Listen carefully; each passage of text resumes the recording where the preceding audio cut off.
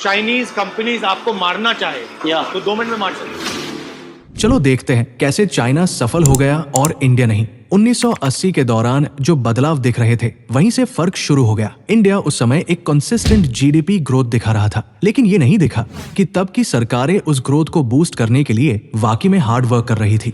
वही चाइना उस समय अपना पूरा फोकस इकोनॉमी को पुश करने में लगा रहा था। इंडस्ट्रियलाइजेशन और मैन्युफैक्चरिंग उनका मेन गोल था। इंडिया के पास अच्छी मिट्टी थी, एग्रीकल्चर में इंडिया स्ट्रांग था, लेकिन ऐसा लगता है कि सरकार ने एग्रीकल्चर को और आगे बढ़ाने के लिए ज्यादा कुछ नहीं किया। इंडिया उस समय इंफ्रास्ट्रक्चर में भी पीछे था और आज भी है, लेकिन फर्क ये है कि आज की सरकार एक इकोसिस्टम बनाने के लिए चेंजेस लेकर आ रही है, जबकि उस समय की सरकारों ने ऐसा कोई मजबूत कदम नहीं उठाया। इसके अलावा उस समय इंडिया के पास इन्वेस्टर्स की भी कमी थी, लेकिन इससे भी बड़ी बात ये थी कि सरकार ने फॉरेन इन्वेस्टर्स को अट्रैक्ट करने की कोशिश ही नहीं की। गवर्नमेंट को जरा भी इंटरेस्ट नहीं था कि बाहर से निवेश आए, टेक्नोलॉजी आए और ग्रोथ हो। इंडिया उस समय गरीबी से लड़ रहा था। करीब 25% पॉपुलेशन पॉवर्टी लाइन के नीचे थी, लेकिन चाइना ने उसी दौर में अपनी पॉवर्टी को अग्रेसिवली टैकल किया और तेजी से नीचे लाया। यही उनकी इकोनॉमी को एक एज दे गया, क्योंकि पॉवर्टी घटने का सीधा असर होता है इन्वेस्टर कॉन्फिडेंस पर। इंडिया में आज भी प्राइवेट रिसर्च कंपनीज की भारी कमी है। स्टार्टअप्स उस समय भी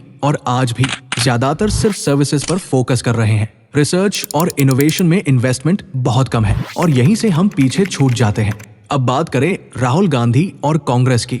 1980 से 2014 तक कांग्रेस ने लगभग 24 साल 292 दिन तक इस देश पर राज किया, लेकिन इन 4 दशकों में उन्होंने पॉवर्टी को खत्म करने के नाम पर सिर्फ स्लोगन्स दिए। असल में उन्होंने एक ही चीज के बारे में सोचा, सत्ता बनाए रखने के लिए कैसे वोट बैंक तैयार किया जाए। ऐसी ही धांसू बातें जाननी है तो चैनल को सब्सक्राइब ठोक दो भाई।